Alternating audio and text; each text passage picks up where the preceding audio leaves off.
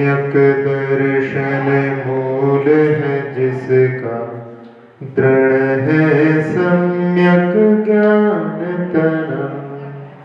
है चरित्र शाखाएं जिसकी, पूर्ण है विकसित और घना। रहता है आकीर्ण हमेशा, मुनिगण पंछी के द्वारा। उन आचार्य महातरुवर के, चरण चढ़ाऊं तुति धारा। सम्यक दर्शन के 8 अंगों के बारे में सभी लोग जानते हैं। जैसे सम्यक दर्शन के 8 अंग होते हैं, उसी प्रकार से सम्यक ज्ञान के भी 8 अंग होते हैं। पुरुषार्थ सिद्धि उपाय में उन 8 अंगों का वर्णन है, जिसमें सबसे पहला अंग कौन सा होता है? शब्दाचार। शब्दाचार का अर्थ होता है जो शब्द जैसे लिखा गया है उसका वैसे उच्चारण करना। बुंदेलखंड में हम लोगों को कुछ ऐसा चल रहा है, ऐसी परंपरा प्राप्त हुई है जिसमें कि हम बहुत सारे शब्दों में, बहुत सारे अक्षरों में भेद नहीं करते। एक तो सा, जैसे प्राकृत में केवल एक ही सा होता है, ऐसे बुंदेलखंड में भी एक ही सा होता है। कोई बोलेगा कि कहाँ जा रहे हो, वो कहेगा कि हम शादी में जा रहे हैं। वो समझ भी जाता है कि शादी तो कुछ होती नहीं है, शादी होती है, लेकिन हम लोग समझ जाते हैं, चलता है। लेकिन वो उच्चारण जो है वो जब हम करें तो वो शादी के लिए तो चल जाएगा, लेकिन जहां पर अपन पूजा करते हैं, जहां संस्कृत का उच्चारण होता है, वहां पर उन अक्षरों का उच्चारण वैसे ही करना चाहिए जैसे कि उनका उच्चारण होता है।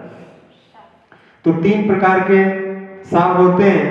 एक होता है दंत सा, जो अपन बोलते हैं, सरलता वाला सा, वो अपन प्रयोग करते हैं तो उसमें कोई दिक्कत नहीं। दूसरा होता है तालव्य श। तालु से जब जिह्वा चिपकती है, जहां से अपन चा बोलते हैं, छा बोलते हैं, वहीं से अपन शा बोले, तब उसका सही उच्चारण होता है। प्रयास करें आप लोग भी। हाँ, तो उसमें जीभ को जो है दांत से ना लगा करके, दांतों के पीछे वाला जो तालु है वहां पर लगाएं। फिर तीसरा होता है मूर्धन्य श। इसका उच्चारण जहां से अपन टा रा का उच्चारण करते हैं, टा ठा डा ढा ड़ा रा, वहां से उच्चारण यदि अपन शा का करें तब वो मूर्धन्य शा, जिसको भी षटकोण का सा कहा जाए।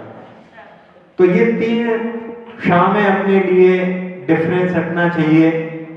यदि अपन इसका सही तरह से उच्चारण करते हैं तो वो शब्दाचार का पालन होता है, यानी सम्यक ज्ञान के प्रथम अंग का पालन, यदि एक एक अक्षर का शुद्ध उच्चारण किया जाए। इसी प्रकार से बा और वा, इनमें भी अपन अंतर नहीं करते। हाँ, इसमें जो है थोड़ा सा जब वा बोलते हैं तो होंठ चिपकते नहीं है, होंठ मिलते हैं तब वो पवर्ग का पा का उच्चारण होता है। तो इसमें भी अपन थोड़ा सा यदि ध्यान रखें तो इसके उच्चारण को अपन सुधार सकते हैं। अब इसी के साथ साथ में एक होता है ज्ञान। बुंदेलखंड में तो उसको ज्ञान बना दिया, जबकि गा शब्द है ही नहीं, उसमें गा अक्षर है ही नहीं है। वो आधा जा और या मिलकर के बना हुआ है। तो अपने को यदि अपन कहीं बोले भी यदि ज्ञान, तो लोग समझ नहीं पाते क्या बोल रहे हैं। यानी जो कहते हैं ना कि जैसे शुद्ध चीज है उसका परिचय नहीं है, तो इसलिए वो ऐसा लगता है ये गलत बोल रहा है। तो शब्दाचार्य में जो शब्द जैसे बोला जाता है उस पर ध्यान देना चाहिए।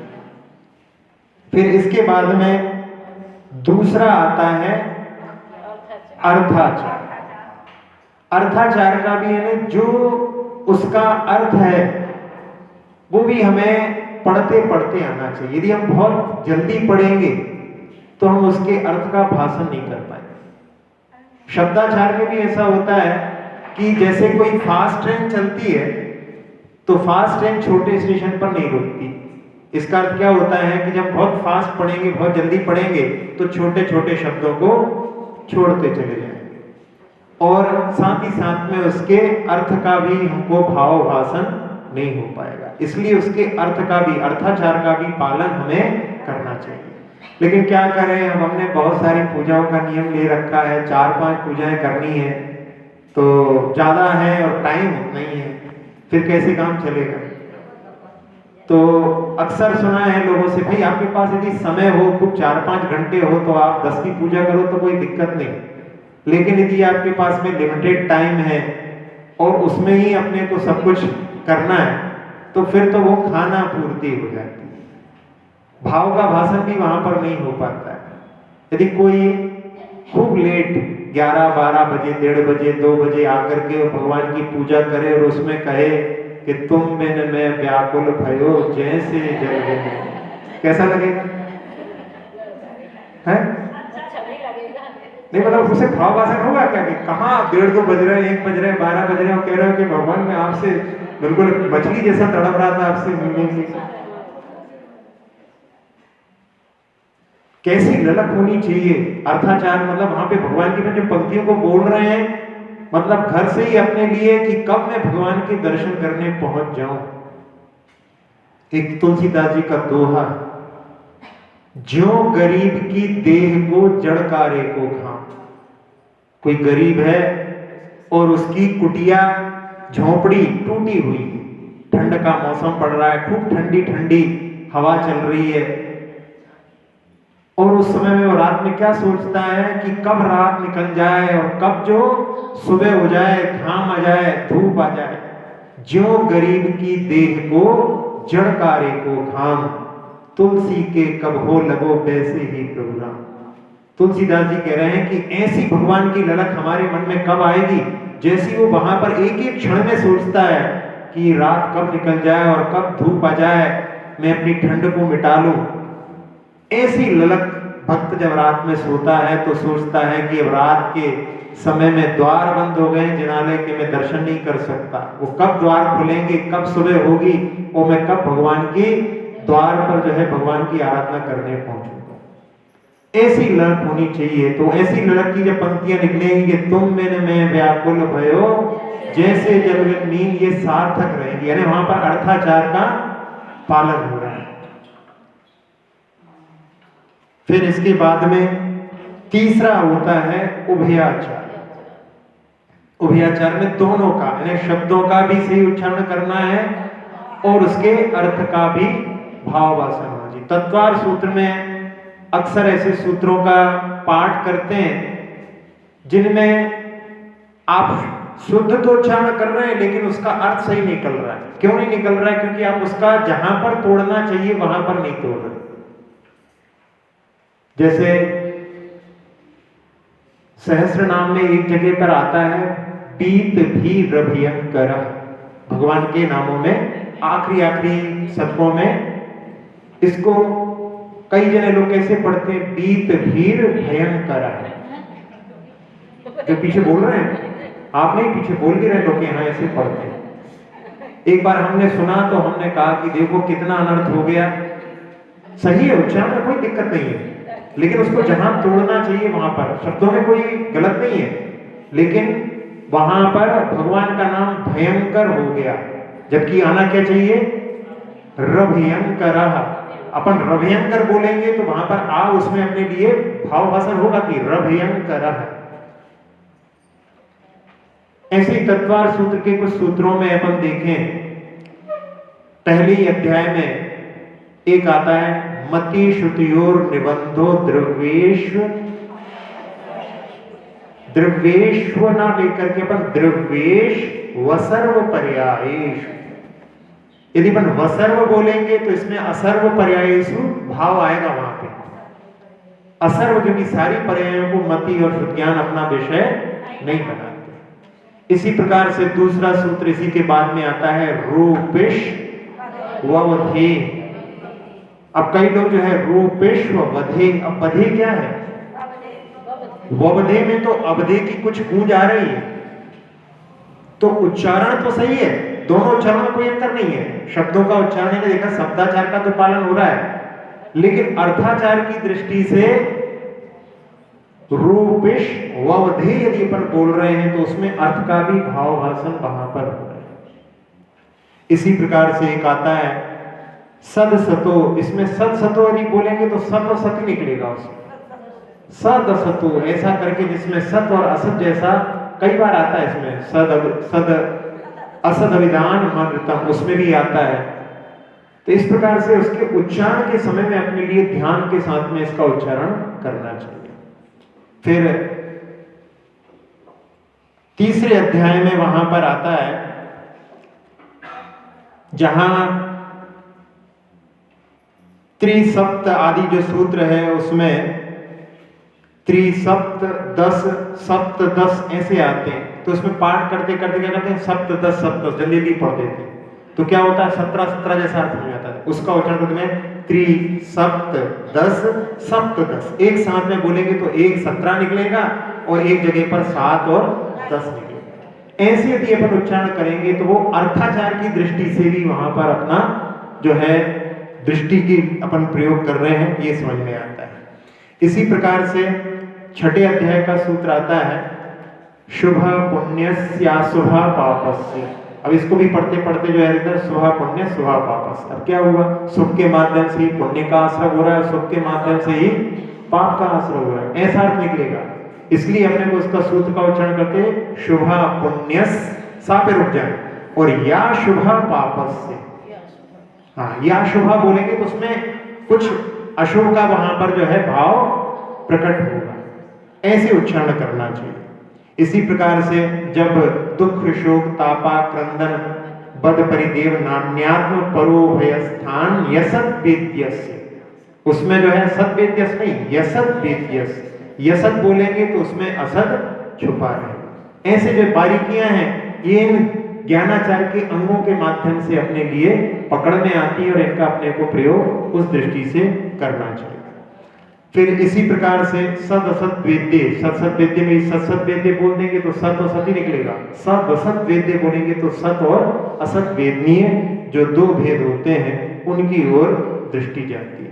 तो ऐसे इन तीन जो अंग हैं इसके ज्ञानाचार्य के, इसमें शब्दाचार, अर्थाचार और उभयाचार, इनको अपने को ध्यान में रख करके पाठ करना चाहिए।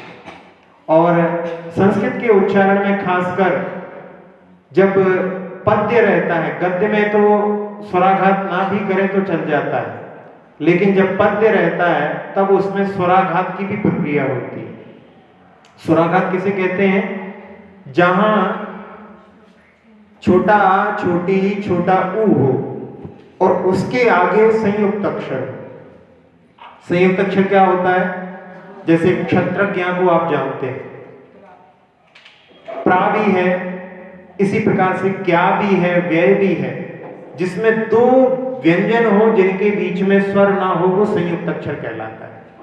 जब वो सामने रहेगा और उसके पहले छोटी छोटा ऊ छोटा आ तीनों रहेंगे तो उस समय में जो अक्षर है जो कि संयुक्त अक्षर है उसका पहले वाला जो अक्षर है उसको उससे मिला करके पढ़ा जाता है। जैसे भक्तामर में आप लोग जानते हैं भक्तामर, ये रब जो हो रहा है ना ये स्वराघात कहलाता है।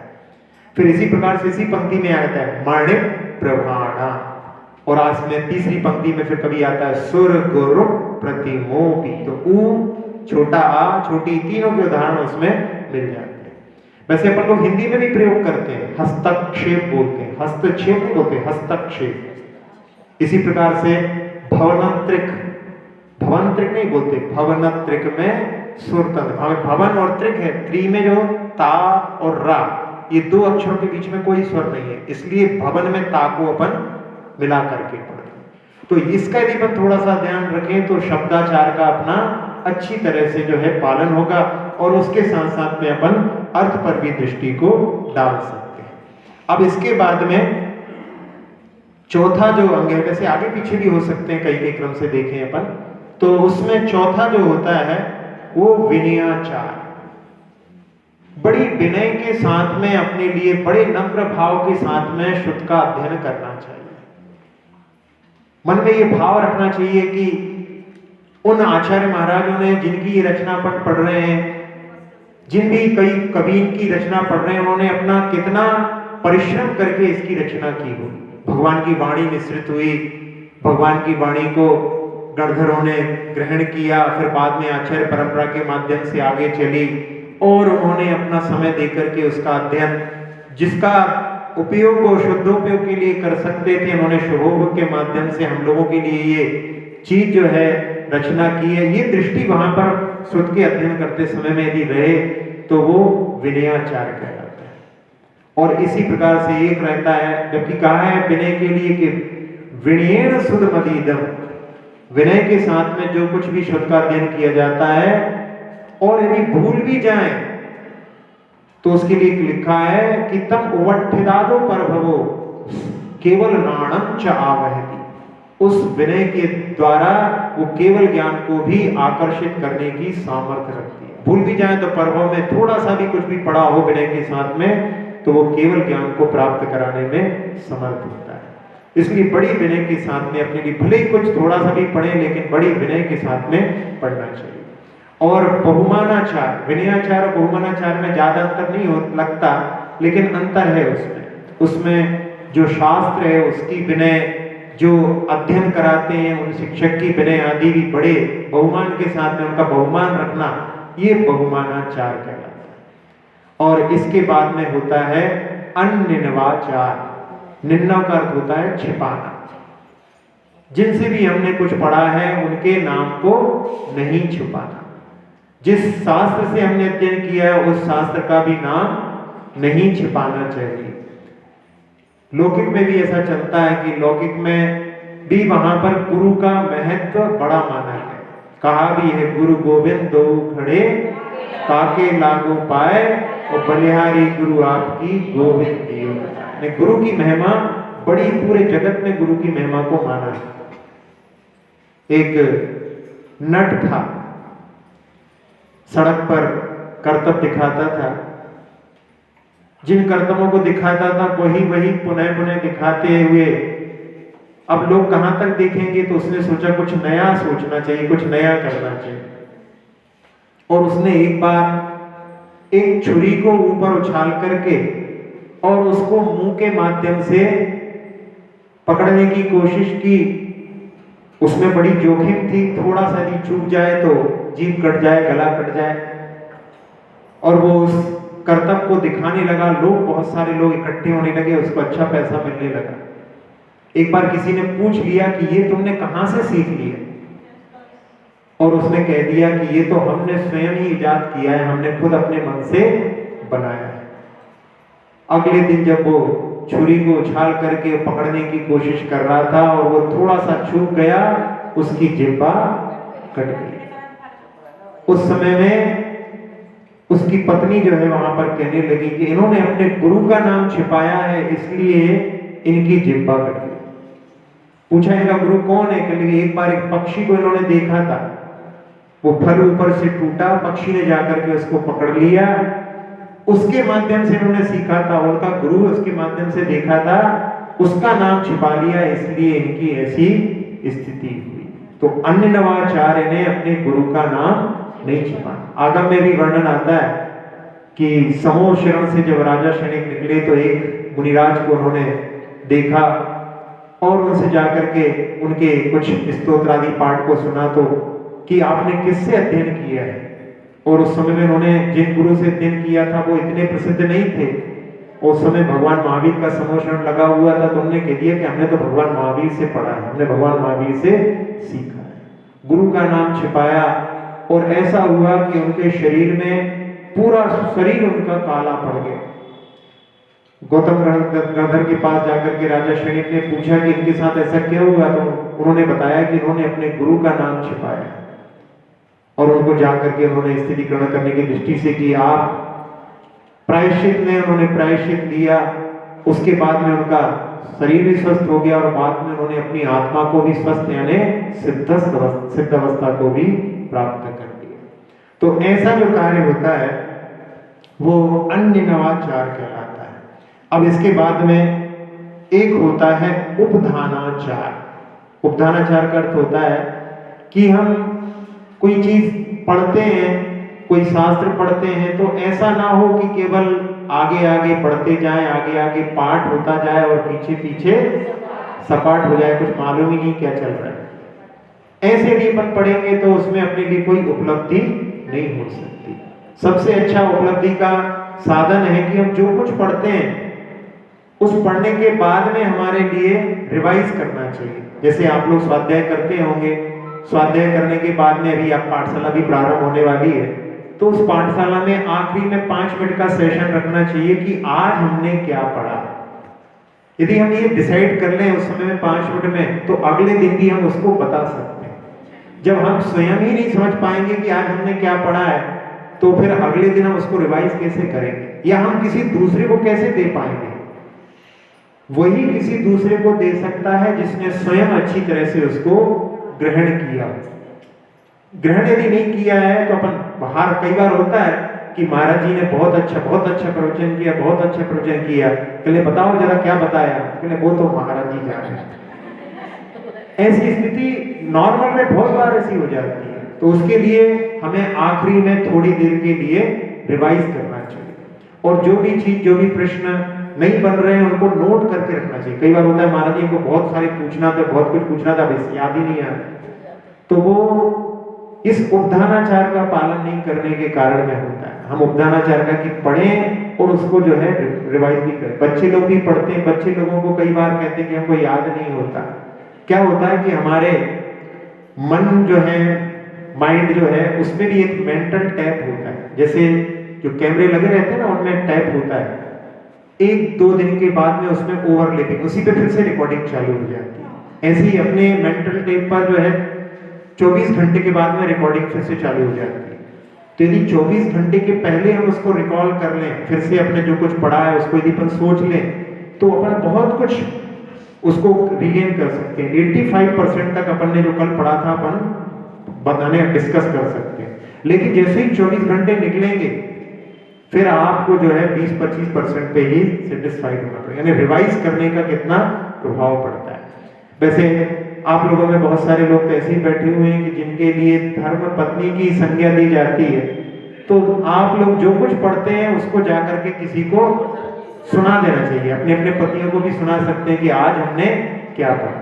कोई भी सुनना चाहता है, ऐसा नहीं। यदि आप प्रयास करेंगे तो वो भी जो है इसके माध्यम से परिचित हो सकते हैं। और आजकल तो आप यहाँ पर पुरुष पाठशाला भी प्रारंभ होगी, तो आपको पूछना चाहिए कि आज आपने क्या पढ़ करके आए, वो आपको सुनाए, आपने क्या पढ़ा आप उनको सुनाए। इसके माध्यम से हम बार बार यदि किसी चीज को रिवाइज करेंगे तो फिर वो हमारी परमानेंट मेमोरी में चला जाएगा, फिर हम उसको विस्मृत नहीं करेंगे। तो इस उपधानाचार के माध्यम से हम जो कुछ पढ़ रहे हैं उस पर भी हमें दृष्टि रखना चाहिए। और इसके साथ साथ में इस उपधानाचार का दूसरा अर्थ भी होता है कि कोई भी ग्रंथ का यदि हम स्वाध्याय कर रहे हैं, तो जब तक वो ग्रंथ संपन्न नहीं होता है तो हम किसी चीज का नियम लेकर के, कोई त्याग आदि करके भी उसका अध्ययन करते हैं, वो भी उपधानाचार के अंतर्गत आता है। अब इसके बाद में एक जो रह गया है, कौन सा? कालाचार। कालाचार का अर्थ क्या होता है? नहीं, अकाल में स्वाध्याय नहीं करना चाहिए। ये तो एक है सिद्धांत ग्रंथों का अकाल में, यानी सामयिक के संधि काल में अध्ययन नहीं करना चाहिए। लेकिन अपन तो जो सिद्धांत ग्रंथों का अध्ययन करते ही नहीं है, तो उसका सही अर्थ कैसे निकलेगा? उसका सही अर्थ जो है कई परिप्रेक्ष्य में अपन नयों के माध्यम से निकाल सकते हैं कि कई लोगों की ऐसी रुचि रहती है कि स्वाध्याय में बहुत आनंद लगता है, बहुत मजा आता है, लेकिन पूजा अच्छी नहीं लगती। वो कई लोगों को ऐसा रहता है कि पूजा में तो खूब करवा लो, दिन भर विधान में खड़े करवा लो, लेकिन स्वाध्याय में बिल्कुल रुचि नहीं। तो यही कालाचार कह रहा है कि अपने लिए, सबके लिए समय देना है। स्वाध्याय के लिए अपने को अलग समय देना है और पूजा के लिए अलग समय देना है। कालाचार है सबका विभाजन। वैसे तो एक विभाजन ऐसे भी किया जाता है कि 3 पुरुषार्थ करते हैं, धर्म, अर्थ और काम। धर्म पुरुषार्थ जो है उसके लिए पूजा आदि सब हो जाते हैं, आपके दान भी उसमें आ जाता है। अर्थ पुरुषार्थ में जो लोग सर्विस करते हैं, दुकान चलाते हैं, अब आप लोग क्या, आप लोग घर में जो भी कार्य करते हैं वो भी आप अर्थ पुरुषार्थ के अंतर्गत ले सकते हैं। और उसके बाद में काम पुरुषार्थ यानी खाना पीना सोना। अब इन 3 पुरुषार्थों में 24 घंटे को डिवाइड करना है तो 8-8 घंटे अपने लिए तीनों के लिए देना चाहिए। कई लोग हैं ऐसे कि जो 8 घंटे धर्म पुरुषार्थ के लिए, सुबह दोपहर शाम में मिलाकर के उनका 8 घंटे धर्म के लिए देते हैं। 8 घंटे में उनका खाना पीना सोना सब कुछ हो जाता है और 8 घंटे में उनका अर्थ पुरुषार्थ, 8 घंटे से ज्यादा नहीं। कई लोग जो है दिन भर लगे रहते हैं घर में, वो भी नहीं अपने लिए, यानी अपने लिए इसके माध्यम से अपने लिए एक दिशा मिलती है कि अपने को किस प्रकार से अपना जीवन जीना चाहिए। कई कई लोग जो है लगे हुए हैं तो घर में पापड़ बनाने के लिए दिन भर लगे, पापड़ इन सभी कामों में लगे रहते हैं, तो वो भी सही नहीं। 8 घंटे से ज्यादा इन कामों के लिए नहीं देना है। 8 घंटे दिए अपन उसके लिए 8 घंटे सोने आदि के लिए, तो अपने बचे हुए टाइम में अपन 8 घंटे में स्वाध्याय के लिए भी समय निकाल सकते हैं, पूजा के लिए भी, शाम के समय में भी स्वाध्याय में, हर तरह से अपन उसको व्यवस्थित दान आदि के लिए भी समय अपना निकाल सकते हैं। तो इस प्रकार से ये कालाचार को इस परिप्रेक्ष्य में भी अपने लिए पालन करना चाहिए। अब ये 8 अंगों का अपन ने यहाँ पर वर्णन सुना। अब इसके साथ साथ में वैसे तो जो 6 कर्तव्य जिनको बताया जाता है, कौन कौन से 6 कर्तव्य जो श्रावक करता है? देव पूजा, गुरु उपासना, स्वाध्याय, संयम, तपः, दानं चेति, गृहस्थानाम, षट कर्माणि कभी कभी। हमारा जी बोलते हैं कि लोग जो है कभी कभी करते हैं, रोज रोज कहां करते हैं। तो कभी कभी नहीं, अपने को प्रतिदिन करना, दिने दिने करते हैं, प्रतिदिन अपने लिए करना है। ये तो ठीक है, ये 6 कर्म जो है ये आवश्यक नहीं कहलाते। आवश्यक वो होते हैं जो किसी के वश में नहीं हो, उन्हीं के आवश्यक होते हैं। आप लोग तो घर गृहस्थी के बस में, परिवार के बस में है, तो आप लोगों की बस की बात नहीं है आवश्यक करना। कहने में कह देते कि 6 अवश्य श्रावक के हैं, वो 6 कर्तव्य हैं, करना चाहिए। जब आप सूतक पातक में नहीं हो तो कर लेना, फिर जब कोई शादी आदि नहीं हो तो कर लेना, यदि कोई काम में लगे हुए तो फिर कहाँ हो पाते। तो इसलिए जो है वो 6 कर्म कहे, 6 कर्तव्य कहे। अब इनके अलावा भी एक परिभाषा जो हम इसके लिए भूमिका बना रहे हैं वो है 6 क्रियाएं मंदिर में प्रतिदिन श्रावक को करना चाहिए। कौन कौन सी हैं वो क्रियाएं? हमने इसलिए पहले बोल दिया, नहीं तो हम ये बोलते तो आप लोग 6 का नाम गिनाते, इसलिए हमने पहले उनका अलग कर दिया। 6 क्रियाएं जो है श्रावक को प्रतिदिन जिनालय में संपादित करनी चाहिए। कौन कौन सी? सबसे पहले तो भगवान का अभिषेक, करने वाले करेंगे, देखने वाले देखेंगे, एक हो गया। दूसरा पूजन, भगवान की पूजन। फिर तीसरा स्वाध्याय। फिर चौथा है जाप करना। फिर इसके बाद में है स्तोत्र पाठ, जिनालय में स्तोत्र पाठ भी करना चाहिए। फिर इसके बाद में 5 तो हो गए, 5 तो आप लोगों ने कभी कभी किए होंगे। भक्तामर का पार्टी लोग जो है रोज शाम को होता है अक्सर जिनालयों में, तो 5 तो सब लोग कर लेते हैं। छठे के बारे में जानकारी नहीं है, छठे के बारे में दृष्टि नहीं है। छठे के बारे में, छठा जिस पर कम ध्यान दिया जाता है वो है ध्यान। हमें जिनालय में ध्यान भी करना चाहिए। तो ध्यान लगता नहीं है, लेकिन क्योंकि नमोकार मंत्र की जाप करने बैठेंगे तो वो मन कहां कहां घूमता रहता है। क्यों होता है ऐसा? सबके साथ होता है कि नहीं होता ऐसा? कोई है ऐसा जो कहे कि नहीं हम तो वैसे जाप करते हैं, ऐसा ध्यान लगाते हैं कि हमारा ध्यान? कोई नहीं। अच्छा, एक प्रश्न है आपसे कि आपको एक चटनी बनानी है, उसमें आपको 23.5 ग्राम नीम की पत्ती, कितनी, और आधा ग्राम शक्कर, बूरा। चटनी कितनी मीठी बनेगी? क्यों बनेगी? नीम ज्यादा है इसलिए चटनी कड़वी बनेगी। ऐसा कोई जरूरी है क्या? 100 किलो दूध है और 50 ग्राम जो है आपके पास में जामुन है, दही जमाने वाला जामुन जो कुछ है, तो वो क्या करेगा? नहीं, फटना फाटना नहीं है, जम जाएगा ना वो, तो क्या करेगा वो 50 ग्राम भी जो है 100 किलो को अपने रूप में परिवर्तित कर देगा। तो ऐसा नहीं है कि वो 23.5 ग्राम नीम है तो वो आधे ग्राम शक्कर को भी जो है अपने रूप में कर लेती है, तो 100 किलो भी जो है वहां पर जो है आधे ग्राम को भी जो है अपने रूप में कर ले। मतलब क्या हुआ कि यहाँ पर कहना चाह रहे हैं कि अपन 23.5 घंटे तो अपन घर में घर के कार्यों में लगे रहे और आधे घंटे मंदिर में आकर के अपन चाहते हैं कि वो चटनी अपनी खूब मीठी बन जाए। वो 23.5 घंटे का ऐसा प्रभाव अपने ऊपर रहता है कि वो वही चीजें जो अपन दिन भर करते रहते हैं, जैसे ही जाप करने बैठते हैं कि बस वहीं पर जो है कांटा घूमने लगता है। लेकिन यदि हम जैसे कि वो 50 ग्राम जामन जैसे कार्य करता है 100 किलो के लिए, यदि हम वैसा आधे घंटे यहाँ पर आराधना कर ले, अपने सारे जो अंगों का वर्णन किया है उनका पालन करते हुए यदि अपन आराधना आधे घंटे तल्लीन होकर के कर लें और ये आधे घंटे अपने 23.5 घंटे पर फैल जाए, भोजन करते हुए भी अपने को वहां पर साधु के भोजन का ध्यान आ जाए, भोजन परोसते समय में वहां पर साधुओं को भोजन देते हुए का ध्यान आ जाए, दुकान पर बैठे हुए वहां पर दान के भाव हो जाएं, सोते हुए भी जैसे कि चेलना रानी ठंड के समय में हाथ बाहर निकल गया, अकड़ गया, सोचती है और बोल मुंह से निकल जाते हैं कि उनका क्या हो रहा होगा।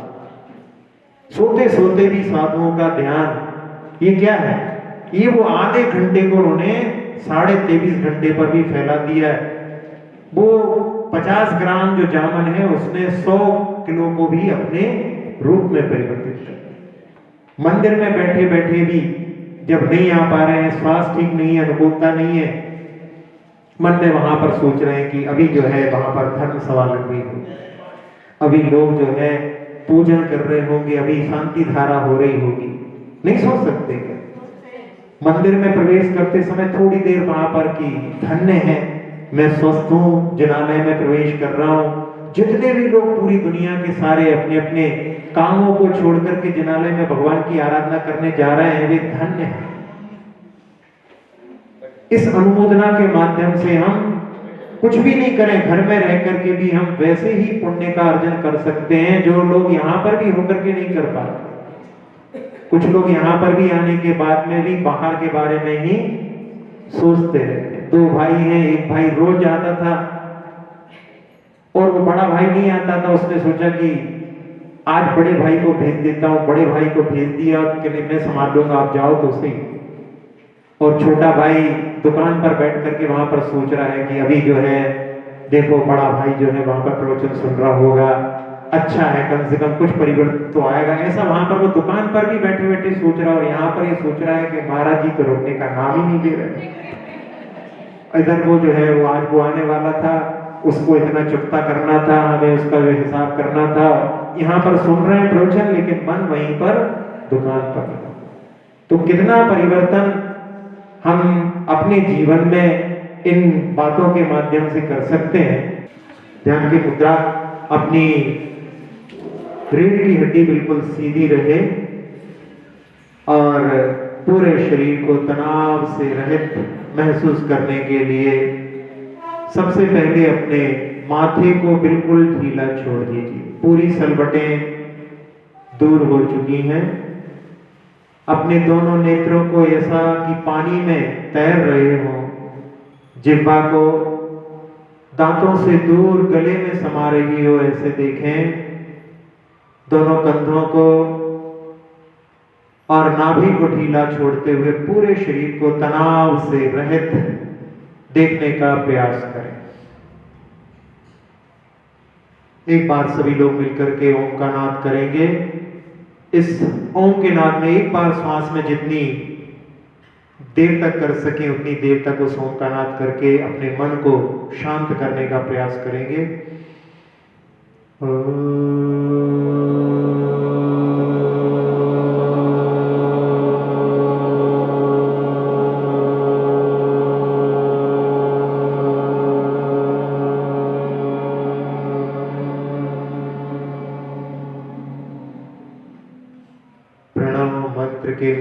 से मन पूरी तरह से शांत हो चुका है।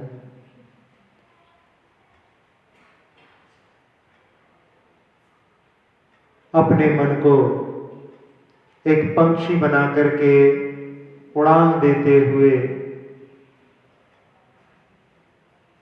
पहुंचते हैं गोमटेश्वर बाहुबली भगवान के चरणों में।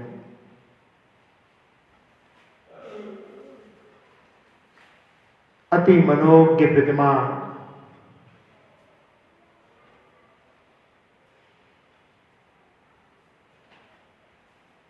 जिनके सामने जाकर के नास्तिक भी अपने सिर को झुका देता है, जिनके शरीर पर चढ़ी हुई बेलें एक बरस तक जिन्होंने एक जगह पर खड़े होकर के उपवास किए,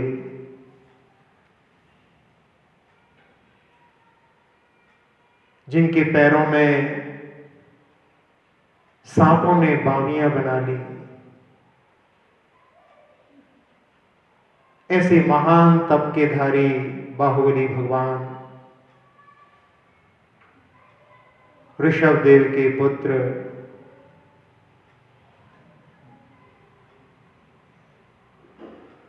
जिन्होंने इस हुंडाव सर्पणी में चक्रवर्ती के मान का खंडन किया,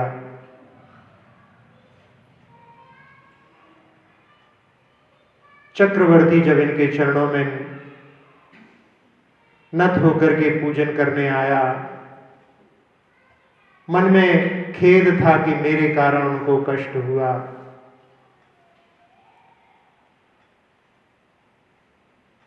और उस समय इन्होंने क्षपक श्रेणी पर आरोहण करके 4 घातीय कर्मों को नष्ट कर कैवल्य को उपलब्ध हो गए।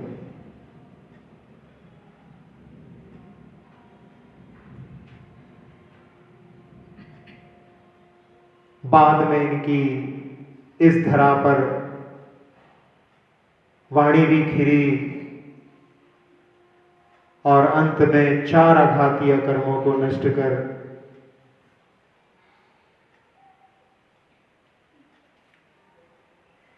अयोगी होकर के उपांत समय में 72 प्रकृतियों को और अंत समय में 12 प्रकृतियों को नष्ट कर, जिन्होंने द्रव्य कर्म 9 कर्म भाव कर्म को नष्ट कर ऊर्ध्व लोक में गमन कर शाश्वत स्थान को प्राप्त कर लिया। ऐसे बाहुबली भगवान की ऊर्जा को आह्वान करने के लिए हम सभी लोग मिलकर के पुनः ओम का नाद करेंगे, जिससे बाहुबली भगवान की ऊर्जा हम सभी लोगों के ऊपर बरसे।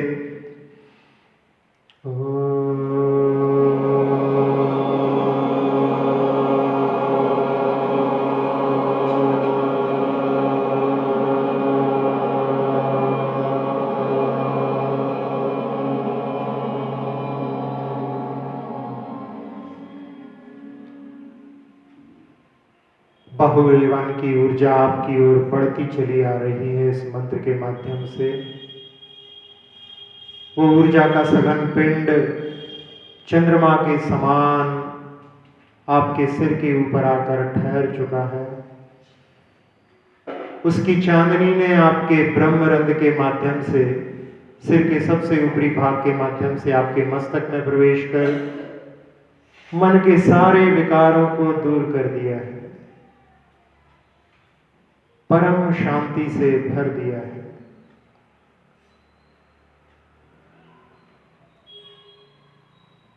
बाहुबली भगवान की ऊर्जा ने नेत्रों के विकार, मुख के विकार, कर्ण के विकार, नासिका के विकार दूर कर पूरे मुख को चंद्रमा के समान चमका दिया है।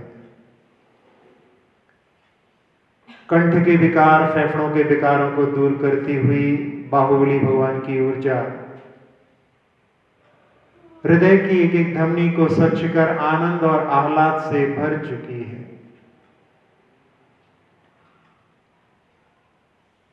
छोटी आंत, बड़ी आंत, किडनी, लीवर आदि सभी अंतरंग अवयवों को स्वस्थ करती हुई ऊर्जा मेरुदंड, रीढ़ की हड्डी को सुदृढ़ बनाकर पीठ की, कमर की, कंधों की, गर्दन की तकलीफों को नष्ट करती हुई हाथों में प्रवेश कर रही है। टिहुनी तक, कलाई तक, उंगली के एक एक पोरे तक पहुंचकर बाहुबली भगवान की ऊर्जा ने हाथों की समस्त तकलीफों को नष्ट कर दिया है। जंघाओं, घुटनों की सारी तकलीफों को नष्ट करते हुए पिंडलियों, टखनों, एड़ियों, तलवों, अंगूठे से सभी उंगलियों को अपने आगोश में लेकर के पूरे शरीर को, पूरे शरीर की त्वचा को, एक एक प्रदेश को निर्विकार, निरामय, निरोगी बना दिया है। पूरे शरीर में एक एक प्रदेश पर स्वस्थता की अनुभूति करें। सारे संसार को बाहुबली भगवान की छत्र छाया प्राप्त ऐसी भावना से अपने दोनों हाथों से उस ऊर्जा को पूरे लोक में फैलते हुए देखें और भावना, सुखी रहे सब जीव जगत के,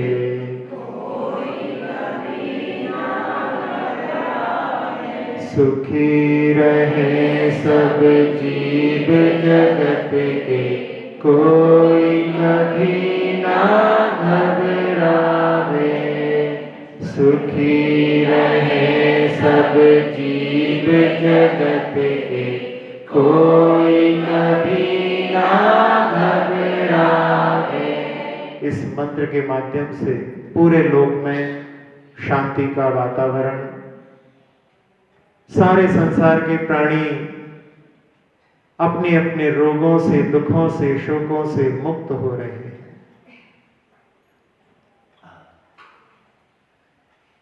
देह से अतीत अपने आत्म तत्व का निरीक्षण कर रहे हैं। ये देह किराए की कोठी है। हर भव में जीव ये किराए के मकानों को प्राप्त करके अपना समझने लगता है। जैसे बाहुबली भगवान ने शाश्वत स्थान प्राप्त किया, जब तक जन्म मरण के चक्र से ऊपर नहीं उठते तब तक ऐसे ही किराए के मकानों में भटकते रहना पड़ेगा। देहातीत स्वरूपो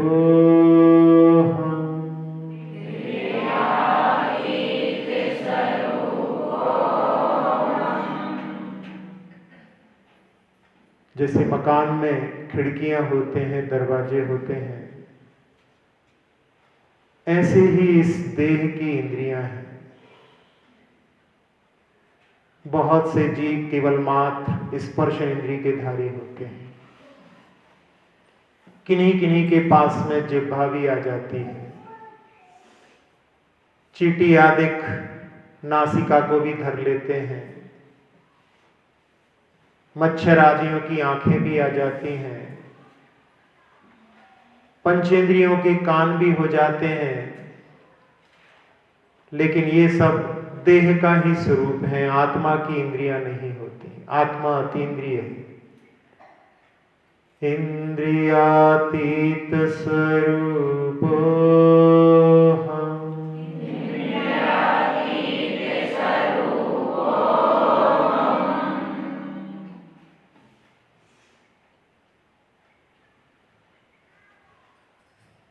जिस जगह पर बैठे हैं अपनी स्पर्शन इंद्रिय के माध्यम से उसको कड़क है, नरम है जानने का प्रयास करें, लेकिन अच्छे बुरे का वोट ना डालें। खाली मुख में जिह्वा के माध्यम से रस को जानने का प्रयास करें, उसमें भी अच्छा बुरा ना सोचें। नासिका से गंध लें, लेकिन वो भी सुगंध है कि दुर्गंध है इसके बारे में विचार ना करें। बंद नेत्रों में रंग को देखें, लेकिन वो भी अच्छे बुरे हैं ऐसा ना सोचें। कानों से शब्द सुनते हुए भी अच्छा बुरा ना सोचें। ज्ञाता दृष्टा स्वरूपो हम,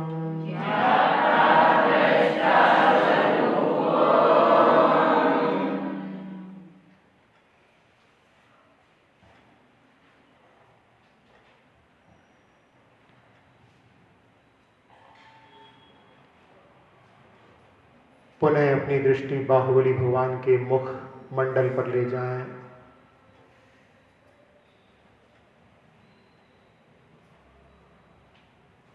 जिनकी ध्यानस्थ मुद्रा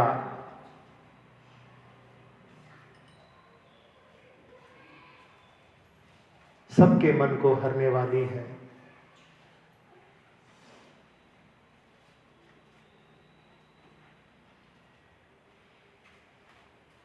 यही विराम लेंगे। सभी लोग हाथ जोड़ करके जिनवाणी स्तुति करेंगे।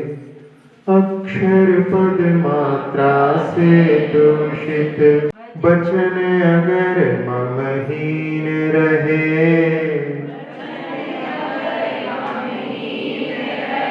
और प्रमाद कषाय के वश में,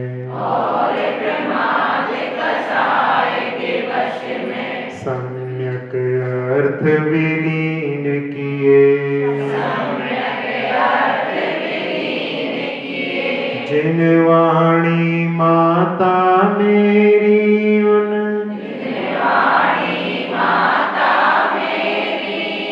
सब त्रुटियों को क्षमा करें, दे आशीष शीघ्र हम सबको,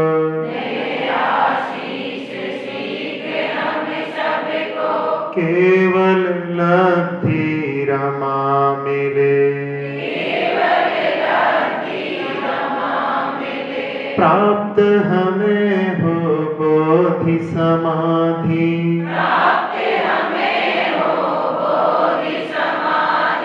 परिणामों की शुद्धि हो,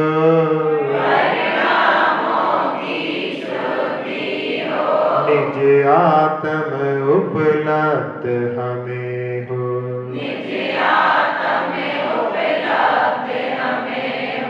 शाश्वत सुख की सिद्धि हो, चिंतित वस्तु दात्री माता,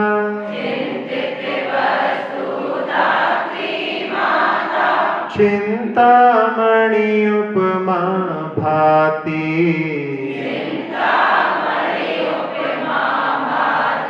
करो वंदना पूर्ण विनय से,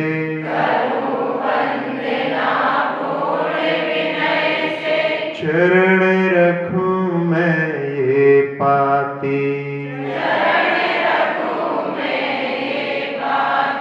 कर जिन वाणी स्तुति,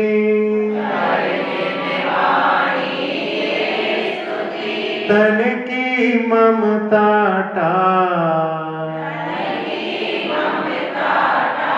महामंत्र का जाप अब